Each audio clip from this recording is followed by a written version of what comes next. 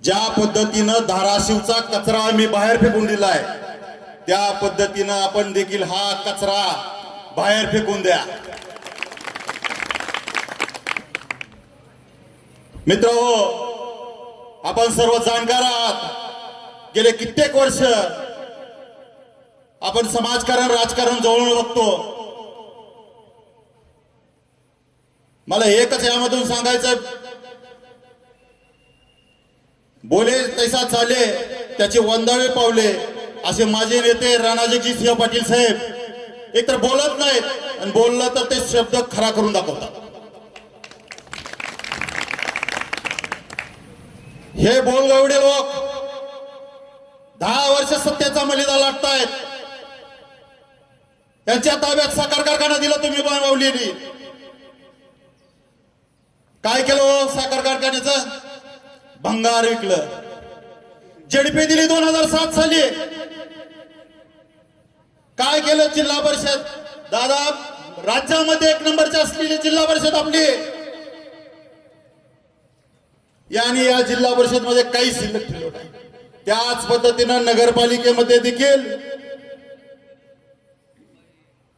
यांना सत्ता दिली। नगरपालिकेवर काही कोटींचं 100 कोटींचं देणं करून ठेवलं।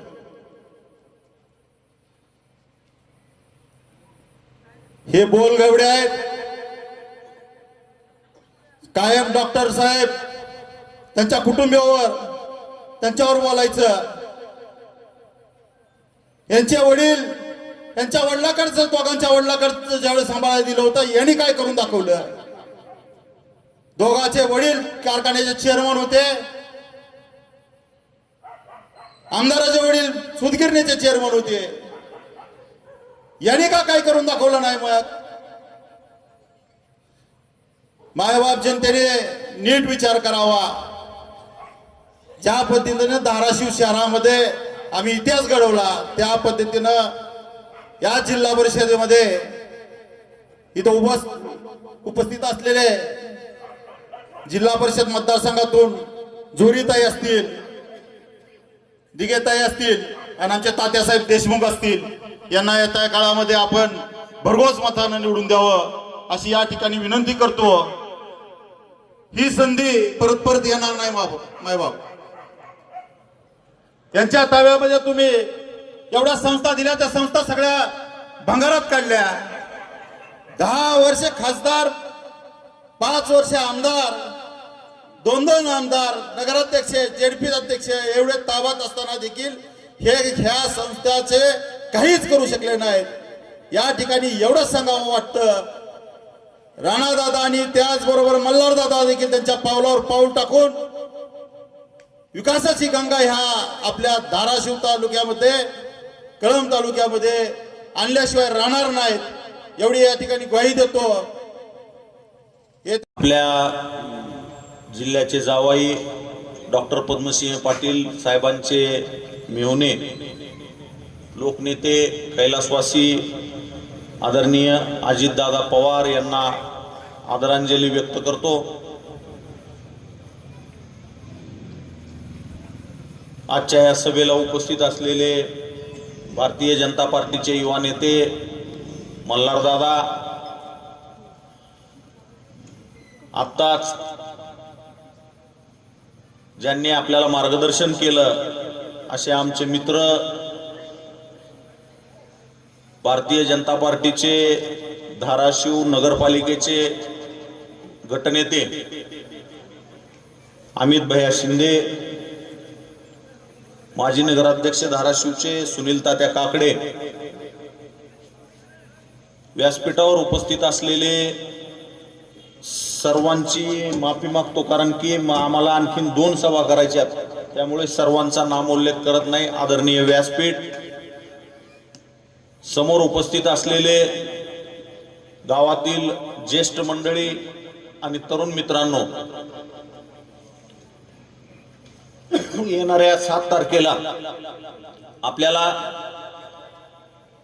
जिल्हा परिषद आणि पंचायत समितीसाठी मतदान करायचंय। आपल्या गावात बऱ्याच लोकांनी येऊन आपापल्या भूमिका आपल्या समोर मांडल्या असतील,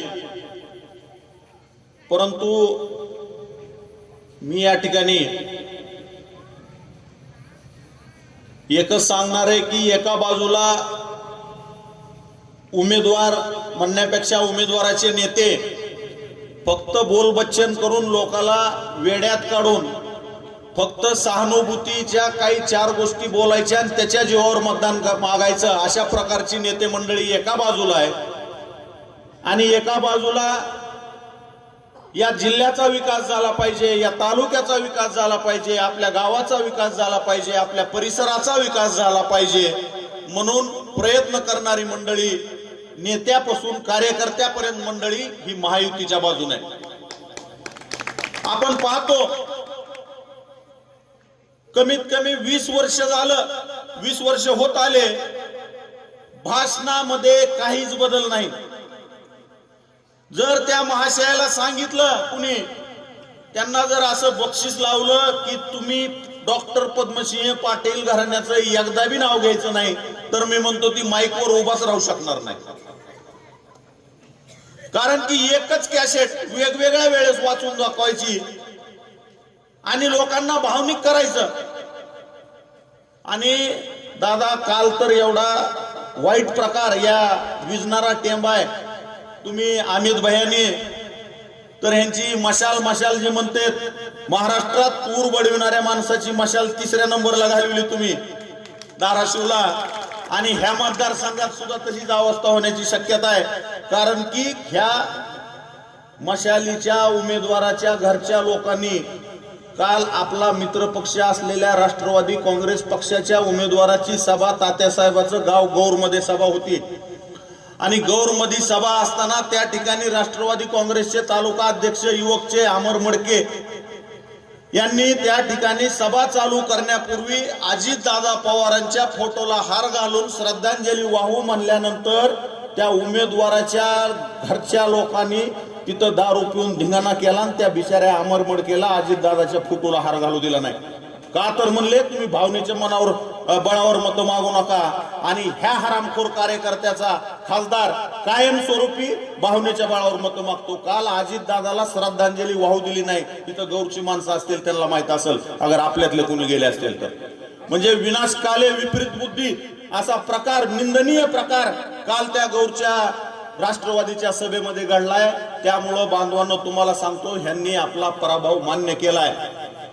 आणि म्हणून राज्याचे मुख्यमंत्री देवेंद्रजी फडणवीस, राज्याचे उपमुख्यमंत्री माननीय एकनाथजी शिंदे आणि गेल्या आठवड्यात झालेल्या दुर्दैवी घटनेमुळे ज्या माता माऊलीने स्वतःच्या काळजावर दगड ठेवला आणि आपल्याला महाराष्ट्रासाठी पुन्हा एकदा कामाला उतरावं लागल, ह्या उद्देशाने ज्यांनी उपमुख्यमंत्री पदाची शपथ घेतली अशा सुनेत्राताई पवार यांच्या मार्गदर्शनाखाली या जिल्ह्याचे पालकमंत्री प्रतापजी सरनाईक साहेब, या जिल्ह्याचे नेते ज्यांचा एकही शब्द या मंत्रिमंडळातला कोणी मोडत नाही, असे आदरणीय राणा जगजितसिंह पाटील साहेब यांच्या साथीनं आपल्याला या जिल्ह्याचा विकास घडवायचा आहे. आपल्याला नकारात्मक भावनेतून मतदान मागायचं नाही, तर आपण काय करणार आहेत आणि आपण काय केलंय ह्या गोष्टीवर मतदान मागायचंय. बांधवांनो, आपल्याकडे सांगायला योजना कमी नाहीत.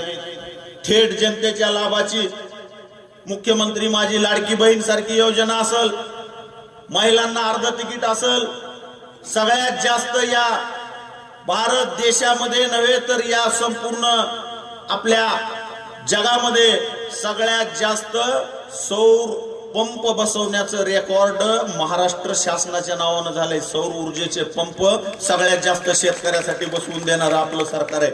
अशा ज्या योजना आपण या मार्गी लावल्यात, त्याच्या जीवावर आपल्याला मतदान मागायचंय. आपल्याला दुसऱ्यासारखं खोटं बोलून मतदान मागायचं नाही, नौटंकी करून मतदान मागायचं नाही, मिमिक्री करून मतदान मागायचं नाही. तर आपल्याला आपण केलेल्या कामाच्या बळावर या ठिकाणी जिल्हा परिषदच्या उमेदवार सौभाग्यवती सीमा राजू जोरी, पंचायत समितीचे उमेदवार श्रीमान तात्यासाहेब देशमुख या गणामधून उभा आहेत. आणि जर कुणी या ठिकाणी गौर पंचायत समिती गणाचे कुणी आपले सहकारी इथं आलेले असतील तर त्या ठिकाणी आपल्याला रत्नमाला दिघे या उमेदवार आहेत. यापैकी तात्यासाहेबांचं कमळ आहे, जोरीताईचं आणि दिघेताईंचं धनुष्यबाण आहे. या सर्व उमेदवारांच्या नावासमोरचं, त्यांच्या चिन्हासमोरचं बटन दाबून आपण प्रचंड अशा मतानं विजय करावं एवढं सांगतो. आणि दुसऱ्या एका गोष्टीचा खुलासा करतो की या निवडणूक आयोगाकडे शिवसेना म्हणून रजिस्टर्ड असलेला एकच पक्ष आहे आणि त्या पक्षाचे मुख्य नेते सन्माननीय एकनाथजी शिंदे साहेब आहेत. दुसरा उबाटा आहे. मला कुणीतरी सांगितलं की मोहाच्या सभेमध्ये एका अपक्ष उमेदवारांच्या काही भाषण करणाऱ्या लोकांनी असं सांगितलं होतं की चिन्हाचं थोडंफार इकडं तिकडं झालं तर काय नाही, आमचीच खरी शिवसेना आहे. पण या महाराष्ट्रामध्ये फक्त एकच शिवसेना आहे, ती म्हणजे एकनाथ शिंदे साहेबांची, बाळासाहेब ठाकरे यांचा वारसा पुढे नेणारी शिवसेना आहे. त्यामुळं कुठल्याही भूलतापाला या ठिकाणी बळी न पडता सगळं काय मिळालं की आपल्यालाच पाहिजे अशी काही लोकांची प्रवृत्ती असते. त्यातून लोक निवडणुका लढवण्याची सवय लागलेली असते. त्यामुळं काही लोक निवडणुका लढवतात आणि मशालीची तर अशी परिस्थिती झाली की प्रत्येक मतदारसंघामध्ये एक गुत्तेदार उभा केलाय, कारण की त्यांच्याकडे माणसंच उभा राहायला तयार नव्हती. खासदार आमदारांनी त्यांचे पार्टनर हुडकिले. या मतदारसंघामध्ये ओबीसीला सुटल्यामुळं एक मोहाचा गुत्तेदार आहे, त्याला जिम्मेदारी दिली की तू तुझ्या, त्यानं त्याच्या पार्टनरला, स्वतः जे गुत्तेदार आहे ते आमदाराचा पार्टनर